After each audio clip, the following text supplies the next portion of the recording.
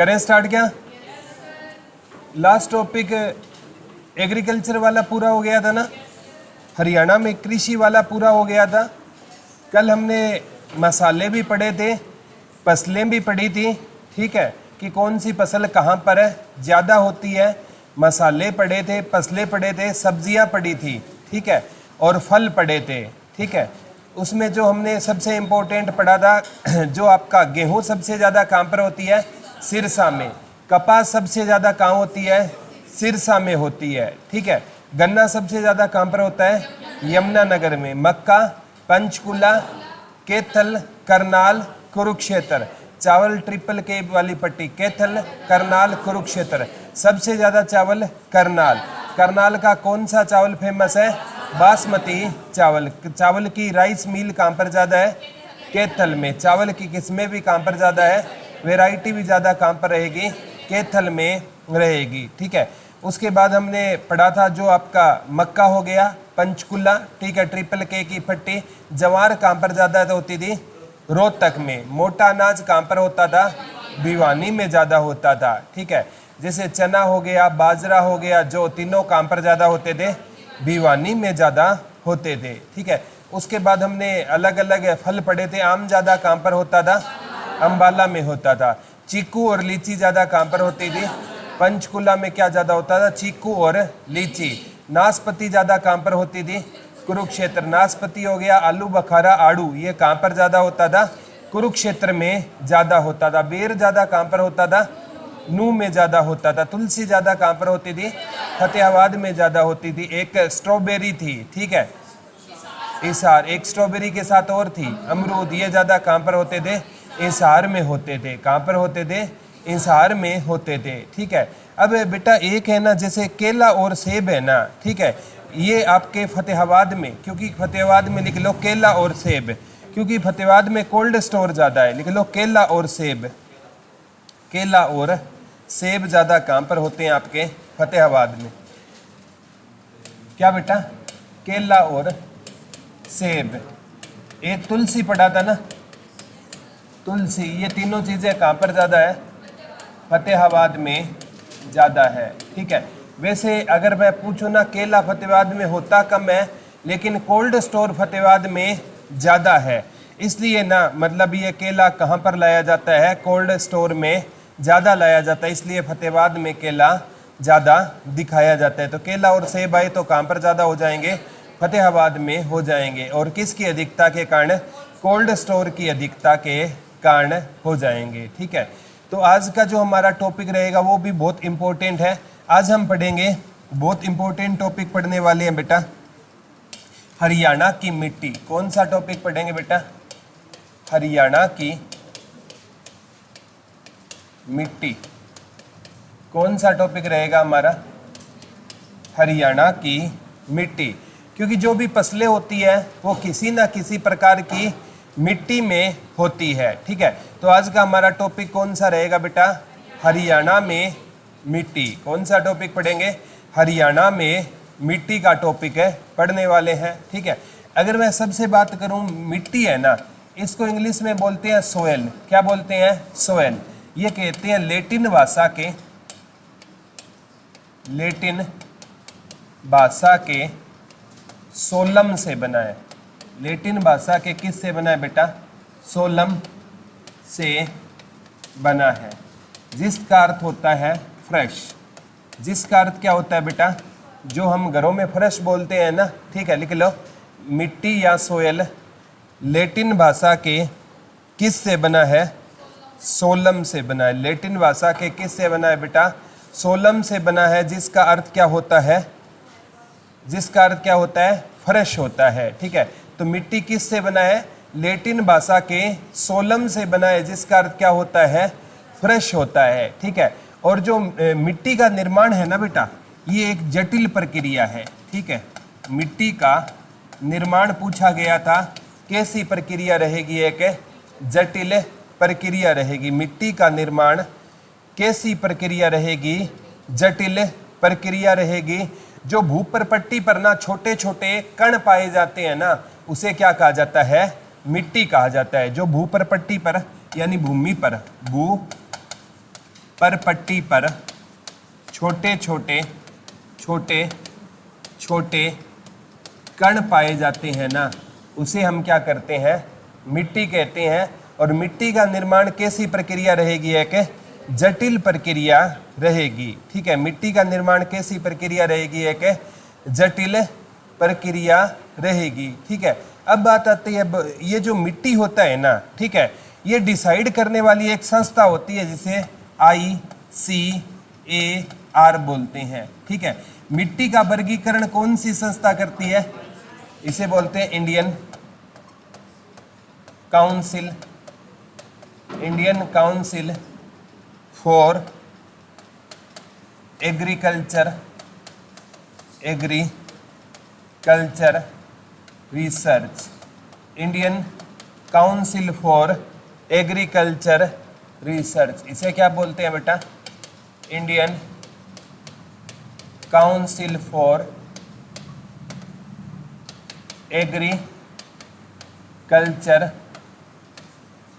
Research. Indian council for agriculture research, Indian council for agriculture research, Indian council for agriculture research. मिट्टी का वर्गीकरण कौन सी संस्था करती है भारत में, ICAR।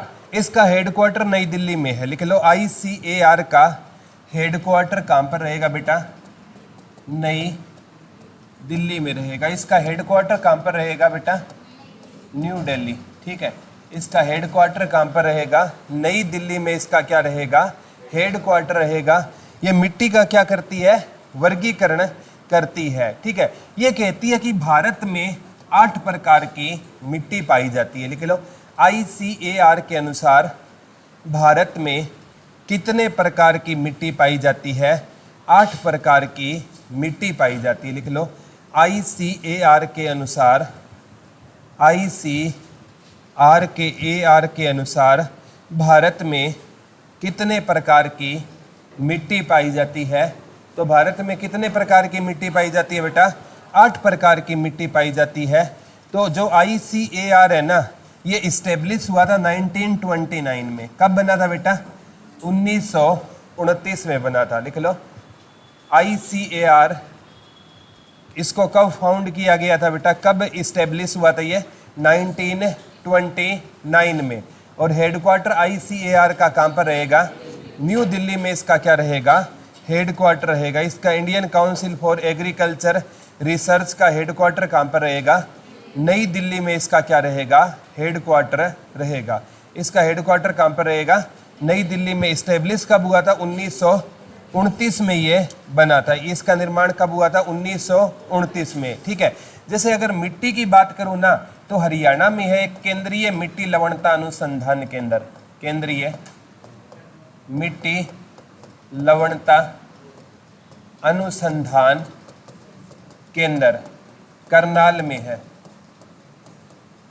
और ये इस्टेब्लिश हुआ था 1969 में। ठीक है, कब बना था, 1969 में, लिख लो। केंद्रीय मिट्टी लवणता अनुसंधान केंद्र हरियाणा में कहाँ पर रहेगा, करनाल में। केंद्रीय मिट्टी लवणता अनुसंधान केंद्र हरियाणा में कहाँ पर रहेगा, करनाल में। कब बना था बेटा, 1969। इसके ब्रैकेट में लिख लो, हरियाणा की पहली पशु गणना भी 1969 में हुई थी। हरियाणा की पहली पशु गणना भी कब हुई थी, 1969 में। हरियाणा की पहली पशु गणना कब हुई थी, 1969 में। और पहली जनगणना 1971 में। अगर पहली जनगणना हरियाणा की पूछे ना बेटा, तो वो कब हुई थी, 1971 में हुई थी। हरियाणा की, ये भी आ चुका है, हरियाणा की पहली जनगणना कब हुई थी, 1971 में हुई थी। और हरियाणा की पहली पशु गणना कब हुई थी, 1969 में हरियाणा की क्या हुई थी, पहली पशु गणना हुई थी। ठीक है, तो सबसे इंपॉर्टेंट क्वेश्चन आता है बेटा, केंद्रीय मिट्टी लवणता अनुसंधान केंद्र कहाँ पर रहेगा आपका, करनाल में रहेगा। ठीक है, एक बार आया था गेहूं अनुसंधान केंद्र, गेहूं अनुसंधान निदेशालय साले या केंद्र, ये भी करनाल में है। ये इस्टेब्लिश हुआ था 1978 में। कब बना था? 1978 में। लिख लो, गेहूं अनुसंधान निदेशालय भी कहाँ पर रहेगा? करनाल में रहेगा। गेहूं अनुसंधान निदेशालय भी कहाँ पर रहेगा बेटा? आपका करनाल में रहेगा। वेन विल इस्टेब्लिश, कब हुआ था इसकी स्थापना? कब हुई थी? 1978। अब देखो मिट्टी है, ठीक है, मिट्टी की अल्टा पलटी होती है ना, 6996, तो कब हो गया ये? 1906। मिट्टी की जुताई होती है तो अल्टा पलटी होती है ना, 6996, याद हो जाएगा ना, 1969। अब मिट्टी में हम क्या बोएंगे? गेहूं, तो वो तो था 69। 6 से आगे क्या होता है? 7। 9 से पहले क्या होता है? 8। तो 1978 में क्या बना था? गेहूं अनुसंधान निदेशालय। मिट्टी में क्या बोएंगे बेटा? गेहूं। तो मिट्टी वाला 1969, गेहूं बोएंगे तो 6 में 1 जोड़ दो 7, और 9 में से 1 कम कर दो 8। तो 1978 में क्या बना था? गेहूं अनुसंधान निदेशालय बना था। ये दोनों के ना सन पूछे गए थे कि कौन सा कब बना था, ठीक है। एक 1969 में इस्टेब्लिश है और एक 1978 में इस्टेब्लिश है, ठीक है। अब ये क्वेश्चन पूछा जाता है कि जो सबसे ज़्यादा हरियाणा में ना सबसे ज़्यादा कौन सी मिट्टी पाई जाती है? हरियाणा में सबसे ज़्यादा पीले रंग की मिट्टी पाई जाती है। पीले रंग की मिट्टी पाई जाती है। लिख लो, हरियाणा में सबसे ज़्यादा कौन से रंग की मिट्टी पाई जाती है बेटा? पीले रंग की मिट्टी पाई जाती है। हरियाणा में सबसे ज़्यादा कौन से प्रकार की मिट्टी पाई जाती है? पीले रंग की मिट्टी सबसे ज़्यादा बेटा कहाँ पर पाई जाती है? हमारे हरियाणा में। हरियाणा में कौन से कलर की मिट्टी पाई जाती है? पीले रंग की मिट्टी कहाँ पर पाई जाती है आपके? हरियाणा में कौन से कलर की मिट्टी ज़्यादा पाई जाती है? पीले कलर की मिट्टी पाई जाती है। एक बार आया था, हरियाणा की मिट्टी की सबसे बड़ी समस्या कौन सी है? वेरी गुड, सबसे बड़ी समस्या, ठीक है, ये है मृदा अपरदन। मृदा अपरदन, पेपर में ये क्वेश्चन आएगा, मृदा अपरदन सबसे ज़्यादा किस मिट्टी में होता है? अत्यंत हल्की मिट्टी में। ये भी क्वेश्चन आ गया। हरियाणा की मिट्टी की सबसे बड़ी समस्या कौन सी रहेगी? मृदा अपरदन। लिख लो, हरियाणा की मिट्टी की सबसे बड़ी समस्या कौन सी रहेगी बेटा? मृदा अपरदन। हरियाणा की मिट्टी की सबसे बड़ी समस्या कौन सी रहेगी? मृदा अपरदन। और मृदा अपरदन को हम किस नाम से जानते हैं बेटा? हाँ, इसे मृदा अपरदन को एक नाम और भी दिया गया, रेंगती हुई मृत्यु। रेंगती हुई मृत्यु। मृदा अपरदन को किस नाम से जानते हैं? वी यूज टू कॉल रेंगती हुई मृत्यु। मृदा अपरदन को हम किस नाम से जानते हैं बेटा? रेंगती हुई मृत्यु के नाम से। और मृदा अपरदन किस मिट्टी में ज़्यादा होता है? अत्यंत हल्की मिट्टी में मृदा अपरदन ज़्यादा होता है, ठीक है। वैसे अत्यंत हल्की मिट्टी है ना, राजस्थान में ज़्यादा पाई जाती है, तो राजस्थान में मृदा अपरदन क्या होता है? ज़्यादा होता है। राजस्थान में आप टिब्बे देखते हो ना बड़े बड़े, ठीक है, तो वहाँ पर क्या होता है कि मृदा अपरदन क्या होता है? वहाँ पर ज़्यादा होता है, ठीक है। राजस्थान में कौन सी मिट्टी पाई जाती है? अत्यंत हल्की मिट्टी। तो हमारे राजस्थान से सटे एरिया जैसे महेंद्रगढ़ हो गया, ठीक है, इनमें ये कौन सी मिट्टी आ जाएगी? अत्यंत हल्की मिट्टी आ जाएगी, ठीक है। जो हमारे राजस्थान से टच एरिया रहेंगे ना, उसमें कौन सी मिट्टी आएगी? अत्यंत हल्की मिट्टी। क्योंकि हरियाणा की सीमा 1262 किलोमीटर। हरियाणा की सीमा सबसे ज़्यादा किसके साथ लगती है? राजस्थान के साथ लगती है। हरियाणा की सीमा किसके साथ सबसे ज़्यादा लगती है? राजस्थान के साथ सबसे ज़्यादा लगती है, ठीक है। और राजस्थान के साथ लगती सीमा पर कौन सी मिट्टी पाई जाएगी बेटा? अत्यंत हल्की मिट्टी। उसमें किसकी समस्या ज़्यादा होती है? मृदा अपरदन की समस्या ज़्यादा होती है। इसे हम किस नाम से जानते हैं? रेंगती हुई मृत्यु। हरियाणा में कौन से कलर की मिट्टी ज़्यादा पाई जाती है? पीले रंग की मिट्टी ज़्यादा पाई जाती है, ठीक है। अब क्वेश्चन आया था, एक लाल चेस्टनट मिट्टी, लाल चेस्टनट मिट्टी कहाँ पर पाई जाती है? यमुना नगर में। डायरेक्ट क्वेश्चन आया था, डबल अंडरलाइन कर लो। लाल चेस्टनट मिट्टी कहाँ पर पाई जाती है? यमुना नगर में पाई जाती है। लिख लो, लाल चेस्टनट मिट्टी कहाँ पर पाई जाती है? तो बेटा लाल चेस्टनट मिट्टी कहाँ पर पाई जाएगी आपकी? यमुना नगर में। कौन सी मिट्टी पाई जाएगी? लाल चेस्टनट मिट्टी। अगर मैं बात करूँ यमुना नगर के जगाधरी में पाई जाती है। ठीक है, प्रॉपर वो यमुना नगर ना दे करना, क्या दे सकता है बेटा? जगाधरी। और जगाधरी में ना आपकी रेलवे की क्या रहेगी? वर्कशॉप रहेगी। ठीक है, रेलवे की वर्कशॉप कहाँ पर रहेगी? जगाधरी रहेगी। और यहाँ पर ना जो किसी टाइम में सबसे तेज चलने वाली भारत की शताब्दी एक्सप्रेस होती थी, और शताब्दी एक्सप्रेस आज भी ठीक करने के लिए कहाँ लाई जाती है? जगाधरी रेलवे वर्कशॉप में लाई जाती है। बाद में तो बहुत सी आ गई, गतिमान आ गई, विवेक एक्सप्रेस आ गई। ठीक है, किसी टाइम पर भारत की सबसे तेज चलने वाली रेलगाड़ी कौन सी होती थी? शताब्दी। ठीक है, और ये शताब्दी ठीक करने के लिए कहाँ लाई जाती थी बेटा? जगाधरी।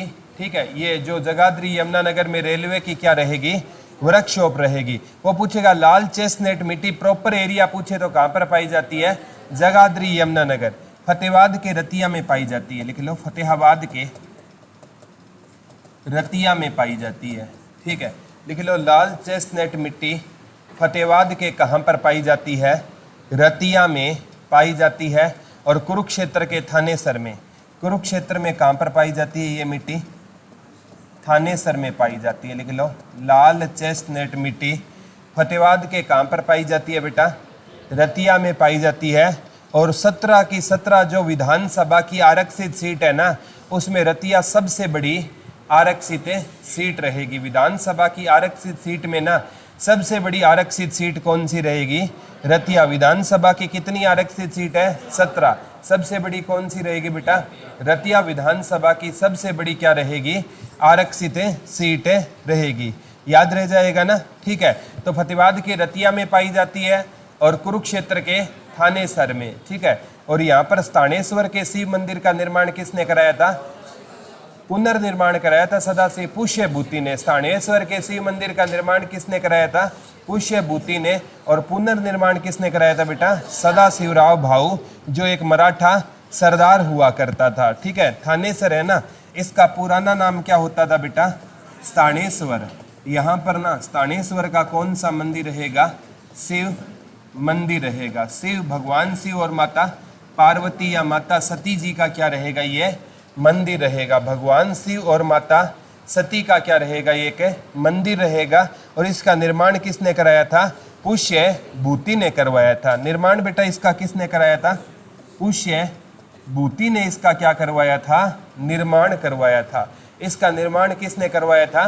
पुष्यभूति ने इसका क्या करवाया था? निर्माण करवाया था। ठीक है, कहते हैं माता पार्वती जैसी जितनी है ना, किसी ने शायद भक्ति नहीं की होगी भगवान शिव को पाने के लिए। एक बार ये सपत ऋषि है ना, ये सातों ऋषि जाते हैं माता पार्वती के पास है, बोलते हैं कि भगवान शिव में ऐसा क्या है। ठीक है, वो तो भूतों के साथ रहते हैं। किसके साथ रहते हैं? भूतों के साथ रहते हैं। आप है ना, आपको शादी करनी है ना, तो आप विष्णु भगवान से क्या कर लीजिए? शादी कर लीजिए। उनमें अनंत गुण है। विष्णु भगवान में क्या है? अनंत गुण है। ठीक है, तो पार्वती कहती है चाहे भगवान शिव में एक भी गुण नहीं है, लेकिन मेरे को शादी करनी है ना, चाहे 7 जन्म इंतजार करना पड़े, मेरे को शादी किससे करनी है? भगवान शिव से शादी करनी है। ठीक है, इतना अनंत प्रेम था माता सती और भगवान शिव का। आज भी है ना, मतलब मन चाहा वर पाने के लिए लड़कियां भगवान शिव के क्या रखती है? व्रत रखती है। ये वहीं से क्या होती है? इसकी शुरुआत होती है, क्योंकि उन जैसा कोई त्याग नहीं कर सकता था। ठीक है, तो ये माता सती को किसने कहा था? सपत ऋषियों ने कहा था। ठीक है, तो अब यहाँ पर स्थानेश्वर का शिव माता पार्वती का मंदिर है ना, ये भी इच्छा पूर्ति के लिए जाना जाता है। निर्माण किसने कराया था? पुष्यभूति। पुनर्निर्माण बेटा सदाशिवराव ने करवाया था। ठीक है, तो लाल चेस्टनट मिट्टी पता है यमुना नगर के जगाधरी में, फतेहाबाद के रतिया में, कुरुक्षेत्र के थानेसर में पाई जाती है। अब बात आती है लाल अरिया। एक बार पूछा गया था, सबसे इंपॉर्टेंट, आगामी एग्जाम में भी पूछा जाता है। जैसे ये क्वेश्चन आया था, नवीन जलोढ़, नवीन जलोढ़ को क्या कहते हैं? खादर। नवीन जलोढ़ को क्या कहा जाता है बेटा? खादर कहा जाता है। ये क्वेश्चन आ चुका है। हरियाणा में नवीन जलोढ़ को हम किस नाम से जानेंगे? खादर के नाम से। और पुरानी जलोढ़ को किस नाम से जानेंगे? बांगर के नाम से जानेंगे। लिख लो, नवीन जलोढ़ को किस नाम से जानेंगे बेटा? नवीन जलोढ़ को खादर के नाम से, और पुरानी जलोढ़ को किस नाम से जानेंगे? बांगर के नाम से जानेंगे। ठीक है, नवीन जलोढ़ मिट्टी को क्या कहा जाता है? खादर कहा जाता है। और पुरानी जलोढ़ मिट्टी को क्या कहा जाता है? बांगर। ठीक है, एक बार आया था हरियाणा में ऊंचाई पर पाई जाने वाली मिट्टी बांगर कहते हैं, और निचले एरिया में पाई जाने वाली मिट्टी, निचले में क्या हो जाएगा बेटा? खादर हो जाएगा। ये चारों क्वेश्चन आ चुके हैं। नवीन, याद करवा दूंगा, भूलोगे नहीं, इतनी गारंटी है। नवीन जलोढ़ को क्या कहेंगे बेटा? खादर कहेंगे। पुरानी जलोढ़ को क्या कहेंगे? बांगर कहेंगे। नवीन जलोढ़ को क्या कहेंगे? खादर। पुरानी जलोढ़ को ऊंचाई पर पाई जाने वाली और नीचे एरिया में पाई जाने वाली खादर। याद कैसे करोगे? ठीक है, नवीन माने नई चीज होती है ना बेटा, नई चीज की हम खरीदारी करते हैं। खादर खरीदारी। हम नई चीज की क्या करते हैं बेटा? खरीदारी। ठीक है, नई चीज की हम क्या करते हैं? खरीदारी करते हैं। ठीक है, कोई भी हम हमेशा है ना, मतलब नई चीज के वो खरीदने में विश्वास रखते हैं। वैसे क्या होता है, नया 9 दिन होता है और पुराना 100 दिन होता है। ठीक है, ये सच्चाई है। कोई भी नई चीज होगी वो कितने दिन रहेगी? 9 दिन। इसीलिए ओल्ड इज गोल्ड कहा जाता है कि पुरानी चीजें है ना वो एवर लास्टिंग टिकती है। ठीक है, तो वो लंबे टाइम तक टिकती है। जो कौन सी चीजें होती है?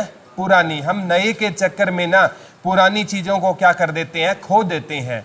ये सच्चाई होती है। जब तक कोई चीज आपके पास है ना, आप उसकी कभी भी वैल्यू नहीं करोगे। ठीक है, लेकिन वो चीज जब आपसे दूर चली जाएगी ना, तब आपको एहसास होगा कि उस इंसान की वैल्यू क्या थी। ठीक है, अब आपके पास भगवान भी आकर रहने लग जाए ना, तो उसकी भी शायद आप वैल्यू नहीं करोगे। ठीक है, क्योंकि हमारे दादा दादी का एग्जाम्पल लगा लो। जब वो हमसे पानी मांगा करते थे बचपन में, तो हमें लगता था ये खुद पानी क्यों नहीं पी लेते। आज वो नहीं रहे, हम तरस जाते हैं दादा दादी के प्यार के लिए। आज हम सोचते हैं काश कोई हमें पाने के लिए भी बोल दे। तो जब तक रिश्ते आपके पास में है ना, तब तो आपको कदर नहीं है। ठीक है, बाहर पानी की छबीलें लगा रहे हो और घर पे मम्मी पापा पानी मांग रहे हैं तो आप कहते हो खुद पी लो। ठीक है, फिर कोई छबील लगाने का बेटा कोई फायदा नहीं है। ठीक है, सारे तीर्थ है ना, मतलब घर में पहले जब घर वाले सुखी है ना, ठीक है, फिर आप तीर्थ यात्रा करो। तीर्थ यात्रा करना कोई बुरी बात है नहीं है, लेकिन आपके मम्मी पापा है ना,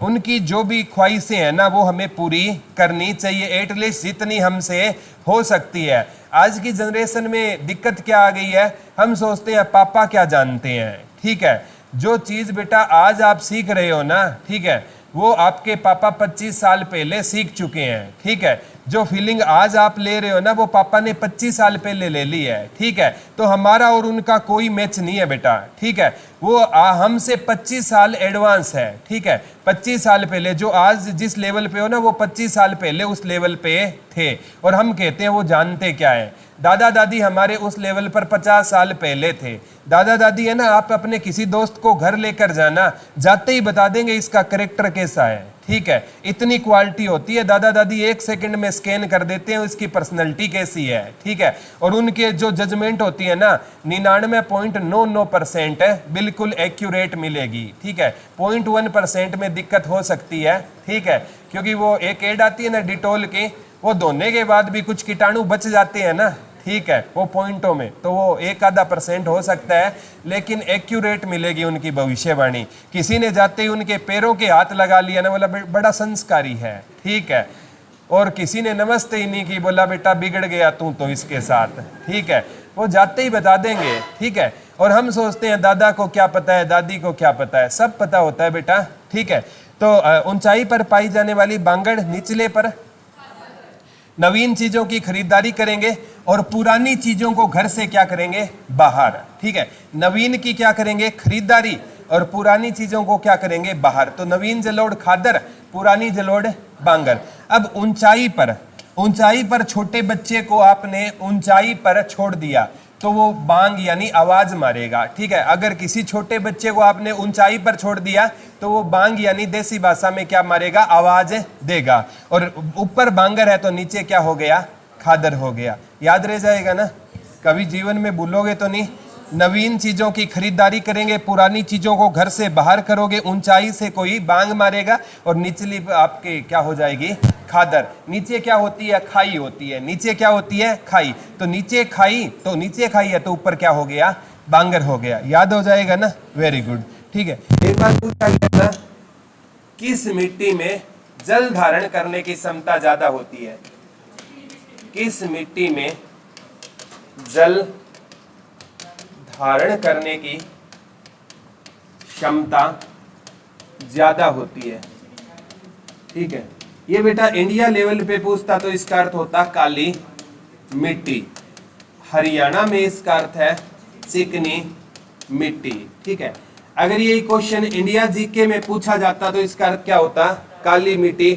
लेकिन हरियाणा ने ये पहले क्लियर किया था, हरियाणा में कौन सी मिट्टी नहीं पाई जाती, काली मिट्टी। ये क्वेश्चन आ गया, हरियाणा में कौन सी मिट्टी नहीं पाई जाती। तो हरियाणा में कौन सी मिट्टी नहीं पाई जाती बेटा, हरियाणा में कौन सी मिट्टी नहीं पाई जाती, काली मिट्टी। ये क्वेश्चन आ चुका है, लिख लो। हरियाणा में कौन सी मिट्टी नहीं पाई जाती। तो हरियाणा में बेटा कौन सी मिट्टी नहीं पाई जाती, काली मिट्टी। कहां पर नहीं पाई जाती, हरियाणा में। हरियाणा में कौन सी मिट्टी नहीं पाई जाती है, काली मिट्टी। कहां पर नहीं पाई जाती, हरियाणा में नहीं पाई जाती। ठीक है, वैसे अगर पूछे जल धारण करने की क्षमता किस मिट्टी में ज्यादा है, काली मिट्टी में। काली मिट्टी हरियाणा में पाई नहीं जाती तो हरियाणा ने क्या माना था, चिकनी मिट्टी। तो इसके आगे लिख लो HSC। ठीक है, हरियाणा में जल धारण करने की क्षमता किस मिट्टी में ज्यादा है, तो आपका आंसर होगा चिकनी मिट्टी में। जल धारण करने की क्षमता किस मिट्टी में ज्यादा है, चिकनी मिट्टी में ज्यादा है। नीचे लिख लो भारत, भारत के आगे लिख लो काली मिट्टी, क्योंकि अगर इंडिया जीके के हिसाब से क्वेश्चन बना ना, भारत के आगे लिख लो काली मिट्टी और हरियाणा के आगे लिख लो चिकनी मिट्टी। दोनों लिख लो, हरियाणा लिख के आगे लिख लो चिकनी मिट्टी और भारत लिख के लिख लो काली मिट्टी। तो जल धारण करने की क्षमता किस मिट्टी में ज्यादा होती है बेटा, चिकनी मिट्टी या काली मिट्टी। ठीक है, और अत्यंत हल्की मिट्टी में कम होती है। ये भी लिख लो, जल धारण करने की क्षमता, जल धारण करने की क्षमता जो अत्यंत हल्की मिट्टी में क्या होती है, कम होती है। और अत्यंत हल्की मिट्टी में क्या ज्यादा होता है बेटा, मृदा अपरदन ज्यादा होता है। लिख लो, जल धारण करने की क्षमता, जल धारण करने की क्षमता किस मिट्टी में ज्यादा होती है। तो किस मिट्टी में ज्यादा होती है बेटा, काली मिट्टी या चिकनी मिट्टी। और कम पूछे तो अत्यंत हल्की मिट्टी होती है, उसमें जल धारण करने की क्षमता क्या होती है, कम होती है। जल धारण करने की क्षमता क्या होती है, कम होती है। एक बार आया था, पहाड़ी क्षेत्र पर कौन सी मिट्टी पाई जाती है। पहाड़ी क्षेत्रों में लिख लो, पहाड़ी क्षेत्रों में चट्टानी मिट्टी या लेटराइट मिट्टी। लिख लो, पहाड़ी क्षेत्रों में, पहाड़ी क्षेत्रों में, पहाड़ी क्षेत्रों में कौन सी मिट्टी ज्यादा पाई जाती है। तो पहाड़ों पर चट्टाने होती है ना बेटा, पहाड़ों पर क्या होगी, चट्टाने। तो कौन सी मिट्टी पाई जाएगी, पहाड़ी क्षेत्रों में चट्टानी मिट्टी पाई जाएगी। पहाड़ी क्षेत्रों में यह क्वेश्चन आ चुका है, पहाड़ी क्षेत्रों में कौन सी मिट्टी ज्यादा पाई जाती है। तो पहाड़ी क्षेत्रों में कौन सी मिट्टी पाई जाएगी बेटा, चट्टानी मिट्टी पाई जाएगी। पहाड़ी क्षेत्रों में कौन सी मिट्टी पाई जाएगी। तो पहाड़ी क्षेत्रों में कौन सी मिट्टी पाई जाएगी, बता दो। चट्टानी मिट्टी कहां पर पाई जाएगी बेटा, पहाड़ी क्षेत्रों में। ठीक है, जैसे मोरनी की पहाड़ियां हो गई, अरावली की पहाड़ियां हो गई, इनमें कौन सी मिट्टी पाई जाएगी, पहाड़ी क्षेत्रों में। ठीक है, हिल्स एरिया, पहाड़ी, एक बार आया था हरियाणा में पहाड़ियाँ ज़्यादा कहाँ पर है? पंचकुला में।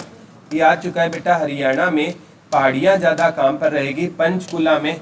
इस एरिया में ना लेट राइट ऑप्शन में कम मिलेगा आपको, ज़्यादा क्या मिलेगा? चट्टानी मिट्टी।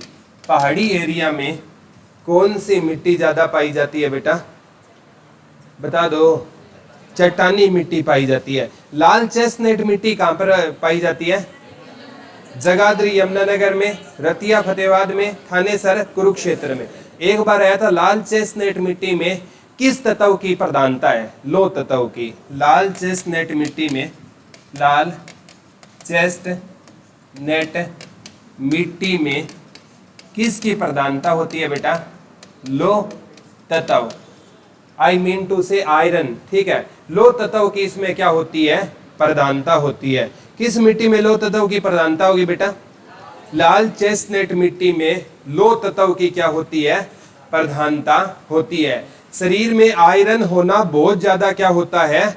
जरूरी होता है। ठीक है, जो सेब होता है ना बेटा, उसमें क्या पाया जाता है?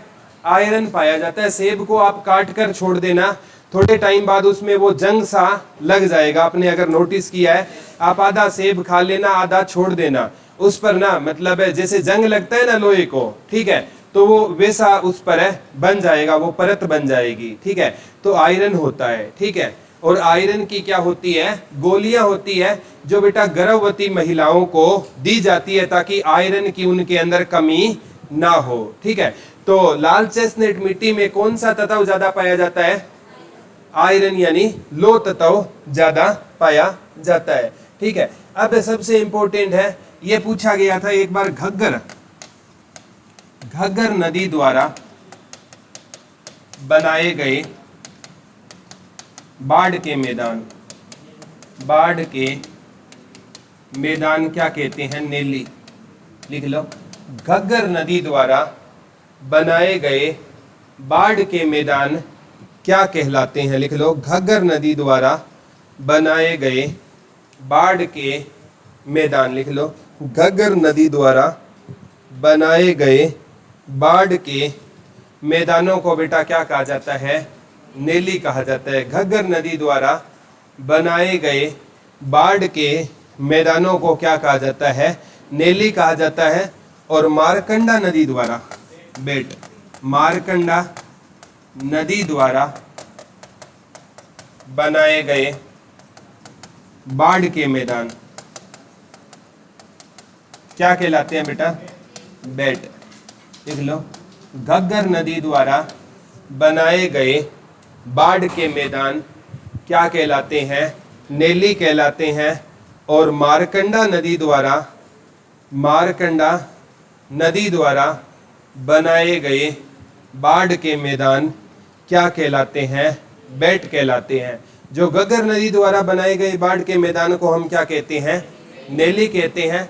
और जो मारकंडा नदी द्वारा बनाए गए बाढ़ के मैदान क्या कहलाएंगे? बेट कहलाएंगे। याद करना मुश्किल नहीं है बेटा। जो घग्गर में घर, ठीक है, जैसे घग्गर नदी है ना, ये डागसाई की पहाड़ी हिमाचल प्रदेश से निकलती है और पंचकुला से हरियाणा में क्या करती है प्रवेश। जब हरियाणा की नदियां पढ़ा रहा था तो ये चीजें पढ़ाई थी। तो घर, ठीक है, घर में हम क्या लगाते हैं? नल लगाते हैं। घर में पानी के लिए क्या लगाएंगे बेटा?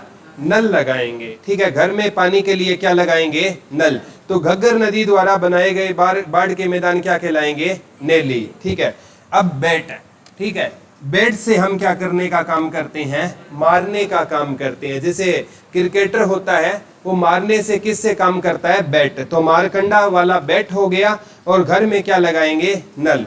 ऊंचाई वाला क्या कहलाता था? नीचे वाला, नीचे खाई, खादर। ठीक है, नवीन चीजें खादर, पुरानी बांगर। याद रह जाएगा ना। उसी प्रकार घर में क्या लगाएंगे? नल। और मारते किससे हैं? बैट। मारकंडा नदी द्वारा बनाए गए बाढ़ के मैदान बैट और घग्गर नदी द्वारा बनाए गए नेली। ठीक है, अब है ना 3 इतिहासकार के नाम लिख लो बेटा। ठीक है, एक है डॉक्टर कोपेन, डॉक्टर कोपेन, ठीक है, और एक है जसवीर। लिख लो, डॉक्टर एक है ML भार्गव, ML भार्गव। ये तीन है ना भूविद थे, तीन मतलब एक है जो मतलब हमें अलग अलग चीजें बताकर गए हैं। तीन भूविद थे, मतलब वैज्ञानिक टाइप तीन इंसान है, इनसे HSSC तीनों से क्वेश्चन पूछती है, ठीक है। डॉक्टर कोपेन ने ना हरियाणा की जलवायु के दो पार्ट बताए थे। डॉक्टर कोपेन ने ना हरियाणा की जलवायु को कितने भागों में बांटा था बेटा? एक तो इसने कहा था आदर उपोषण, क्या कहा था बेटा? आदर उपोषण, लिख लो। एक इसने क्या कहा था जलवायु को? आदर उपोषण। और एक इसने कहा था स्टेपी, ठीक है। हरियाणा की जलवायु के इसने कितने पार्ट बताए थे डॉक्टर कोपेन ने? दो। कौन कौन से थे बेटा? आदर उपोषण और स्टेपी जलवायु, लिख लो। डॉक्टर कोपेन ने हरियाणा की जलवायु के कितने पार्ट बताए थे? बता दो। दो। कौन कौन से दो थे बेटा? आदर उपोषण और स्टेपी जलवायु, ठीक है। और ML भार्गव ने ना हरियाणा को कितने भागों में बांटा था? तीन भागों में, ठीक है। एक था बेटा हरियाणा, एक था बटियाना और एक था कुरुक्षेत्र, ठीक है। लिख लो। ML भार्गव ने हरियाणा को कितने भागों में बांटा था? तीन भागों में, लिख लो। ML भार्गव ने हरियाणा को कितने भागों में बांटा था? ML भार्गव ने हरियाणा को बेटा कितने भागों में बांटा था? तीन भागों में बांटा था। ML भार्गव ने हरियाणा को कितने भागों में बांटा था? तो ML भार्गव ने हरियाणा को कितने भागों में बांटा था? तीन। एक तो कहा था इसने हरियाणा है नाम, और एक है बटियाना नाम है, और एक क्या है? कुरुक्षेत्र। हरियाणा बटियाना कुरुक्षेत्र है, ठीक है। और डॉक्टर कोपेन ने हरियाणा की जलवायु के कितने पार्ट बताए थे? दो। एक तो आदर उपोषण जलवायु, और एक कौन सी? स्टेपी जलवायु। एक तो आदर उपोषण रहेगी बेटा, और एक कौन सी रहेगी? स्टेपी जलवायु रहेगी, ठीक है। जो आपका डॉक्टर जसवीर है ना, ठीक है, डॉक्टर जसवीर ने ना हरियाणा की मिट्टी के 6 प्रकार बताए हैं, लिख लो। डॉक्टर जसवीर ने हरियाणा की, ये क्वेश्चन यही आएगा आपसे पक्का। डॉक्टर जसवीर ने हरियाणा की मिट्टी के कितने पार्ट बताए हैं? 6। लिख लो। डॉक्टर जसवीर के अनुसार हरियाणा में कितने प्रकार की मिट्टी पाई जाती है? 6 प्रकार की, लिख लो। डॉक्टर जसवीर के अनुसार, डॉक्टर जसवीर के अनुसार हरियाणा में कितने प्रकार की मिट्टी पाई जाती है? तो डॉक्टर जसवीर के अनुसार हरियाणा में कितने प्रकार की मिट्टी पाई जाती है बेटा? 6 प्रकार की मिट्टी पाई जाती है। किसके अनुसार 6 प्रकार की मिट्टी पाई जाती है? डॉक्टर जसवीर के अनुसार हरियाणा में 6 प्रकार की। मैंने बताया था बेटा भारत में कितने प्रकार की मिट्टी थी?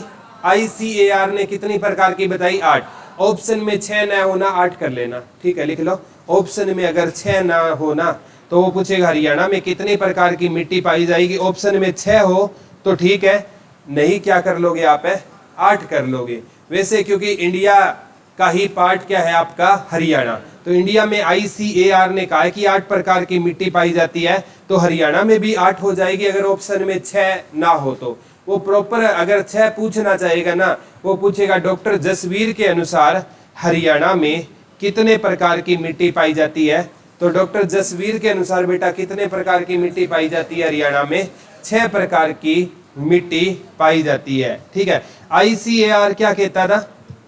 8 प्रकार की मिट्टी पाई जाती है, ठीक है। वैसे ICAR एक रिकॉग्नाइज्ड संस्था है, तो ज्यादा उसको वैल्यू, इंडिया जीके का कोई भी एग्जाम होना, ठीक है, SSC कोई भी क्वेश्चन पूछे तो आप आंख बंद कर देना 8 प्रकार की। और अगर 6 प्रकार की वो पूछना चाहिए ना, तो HSSC वाले वो डॉक्टर जसवीर नाम है 101% जरूर देगा। तो इसमें हरियाणा के आगे 6 लिख लो और भारत के आगे 8 लिख लो। जैसे भारत के आगे हमने लिखा था ना, जल धारण करने की क्षमता काली मिट्टी में है, और हरियाणा के आगे क्या लिखा था? चिकनी मिट्टी में जल धारण करने की क्षमता क्या होती है? ज्यादा होती है। और कम किस में होती है बेटा?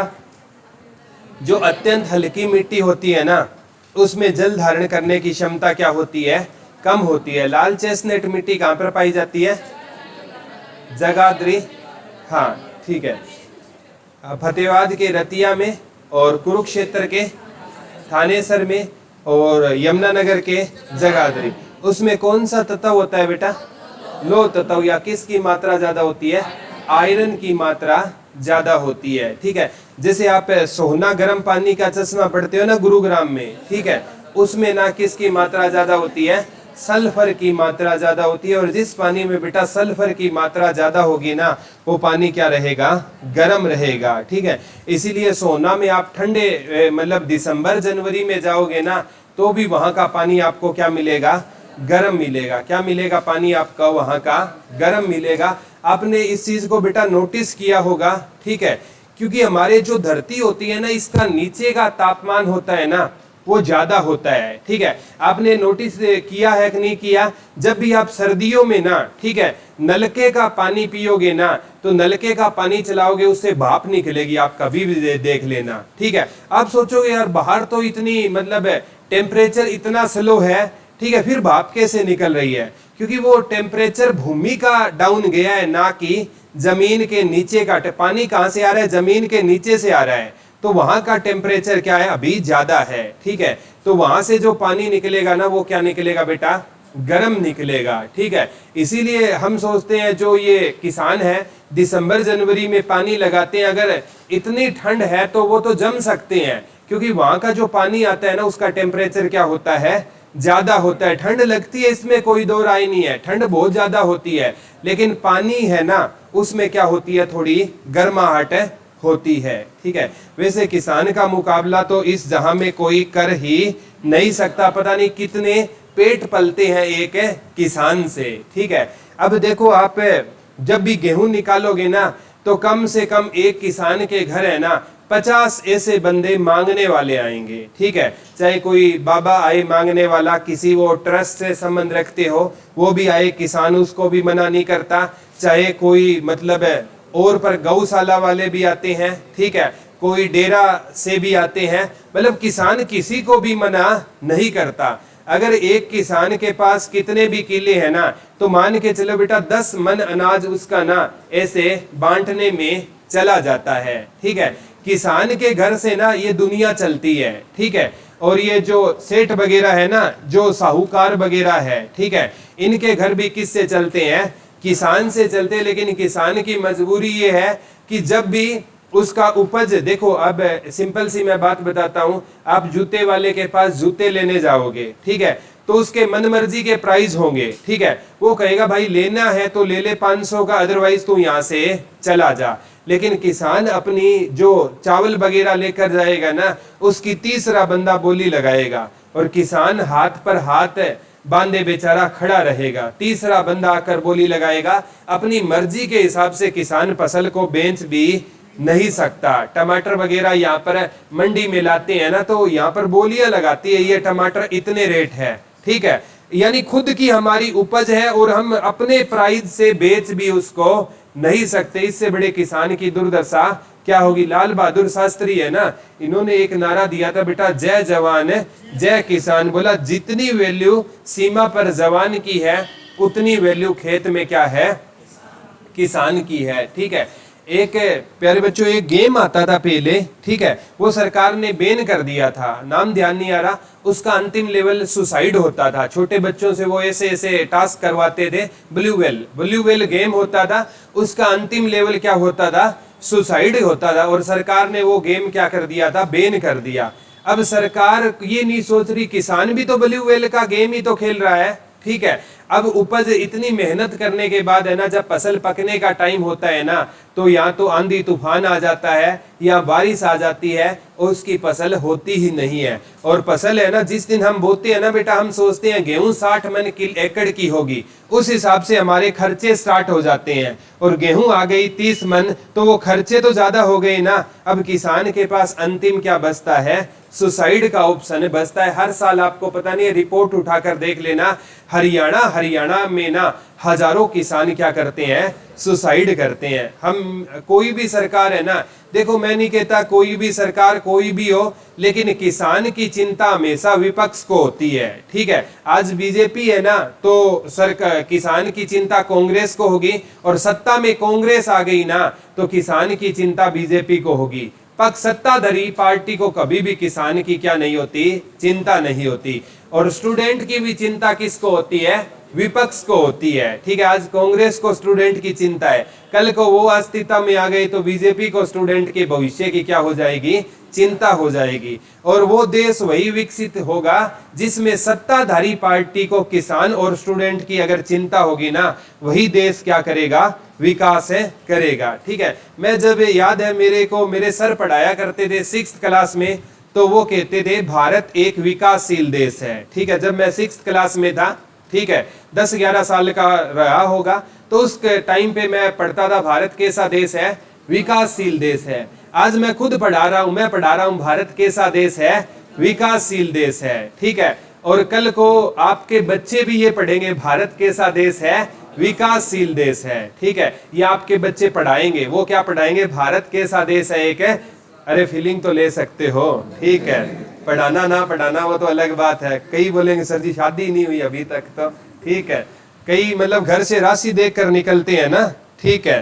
राशि भैया कृष्ण और कंस की राशि एक ही थी, ठीक है। राम और रावण की भी राशि एक थी, ठीक है। राशियों से कुछ नहीं होता बेटा, कर्म से होता है, ठीक है। कई मैंने ऐसे देखे हैं जो सुबह सुबह ना एक न्यूज़पेपर आता है भास्कर का, उसमें फतेहाबाद भास्कर के पेज पर क्या आती है, राशि फल आता है। कई तो आज तक पर देखते हैं कन्या राशि, तुला राशि, मेष राशि, मिथुन, ठीक है, स्कॉर्पियो वगैरह देखते हैं क्या।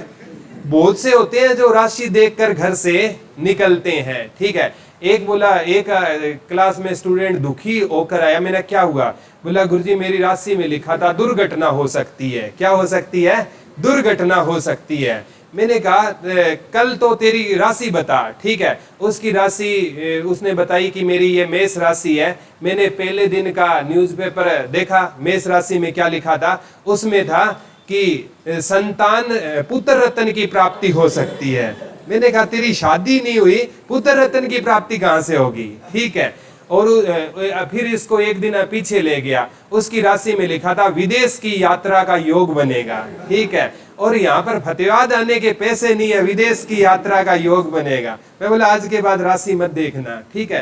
राशियों के चक्कर में कुछ नहीं पड़ा बेटा। जो आप है ना, आपके हाथों की लकीरें हैं ना, इनको भी आप बदल सकते हो मेहनत के द्वारा, ठीक है।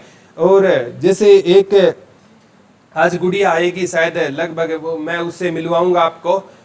वो गुड़िया आज से लगभग 4 साल पहले कांटेक्ट में आई थी, ठीक है। उसके पापा नहीं है, ठीक है। और उसके चाचा ने उसकी जमीन वगैरह सारी उनकी हड़प ली थी। तो उसने एक बार किसी के थ्रू कॉल पे कांटेक्ट हुआ, तो मैंने कहा कोई दिक्कत नहीं है बेटा, परिस्थितियां हर दिन एक जैसी नहीं होती, आप आ जाओ स्टूडियो पे। तो वो आज से लगभग 3.5-4 साल पहले मिलने आई थी। आर्टिस्ट है वो, आर्टिस्ट तृप्ता बेनीवाल, हाँ मैंने बताया भी है कई बार क्लास में। तो वो क्या है, आज गजटेड ऑफिसर लगी है, ठीक है। मतलब यहाँ पर सरसा उसकी ज्वाइनिंग है, ठीक है। पापा ना होने के बाद उसका एक ही भाई है, वो अभी कनाडा गया है पीछे, ठीक है। तो वो कैसे उसने एक, अगर कनाडा कोई इंसान जाना चाहता है तो मान के चलो घर पे 20-25 लाख रुपए तो चाहिए ना, कम से कम चाहिए। किस प्रकार बिना जमीन के उसकी मम्मी है और मम्मी के भी पैर में दिक्कत है। तो सोचो उस लड़की ने कितना कुछ स्ट्रगल किया होगा, ठीक है। तो मैं कहता हूँ बेटा, परिस्थितियां हर इंसान के लिए एक जैसी ही होती है, परिस्थितियों से लड़ना आपको पड़ेगा। अगर देखो दिक्कत आपको है ना, तो आपकी दिक्कत को दूर आप ही कर सकते हो, और दुनिया में कोई आपकी दिक्कत को दूर करने वाला नहीं है, ठीक है। अगर आज आप दुखी हो ना, तो आपका दुख कोई और दूर करने वाला नहीं आएगा, आपको खुद उस दुख को दूर करना होगा। तो वो लगभग थोड़ी देर में जब आएगी तब मैं वो खुद बताएगी किस प्रकार से, क्योंकि ऐसी स्टोरियां सुननी चाहिए, ठीक है। और ऐसी स्टोरियों से ही ना जो रियल वास्तविकता से जिनका संबंध होता है, ठीक है। अकेली घर से बाहर जाकर ना मतलब 40 फीट ऊंची दीवारों पर वो पेंट किया करती थी कि घर को हम सरवाइव कर पाए। उतनी समस्या अपने साथ है नहीं है बेटा। हम अगर कंपेयर करते हैं ना दो चीजों को, ठीक है, हम कह देते हैं कि सर हम गरीब हैं, हम हमारे पास ये नहीं है, तो आप झुंगी झोंपड़ियों में कभी चक्कर लगा कर देख लेना। जिन बेंच पर आप बैठे हो ना, वो उनके लिए सपना होता है कि काश हम ऐसे बेंच पर है बैठ पाए, ठीक है। और जिसको भी लगता है कि जीवन में परेशानियां हैं, वो ऐसे इंसानों को सुनना चाहिए कि उन्होंने स्ट्रगल है कैसे किया, ठीक है। तो लगभग वो 11 सवा 11 आएगी, तभी सभी बच्चे क्लास में जरूर आना, उसको पता चलेगा कि रियल में उसका स्ट्रगल था कैसा, ठीक है। और मैं हमेशा चाहूंगा कि मेरे बच्चे भी आकर यहाँ रिप्रेजेंट करें। बहुत जल्द आप भी यहाँ आओ और अपनी स्टोरियां जरूर शेयर करें, ठीक है। तो आज के लिए बहुत है, कल ये टॉपिक पूरा हो जाएगा। हरियाणा की 6 मिट्टी के हम प्रकार पढ़ेंगे। Thank you.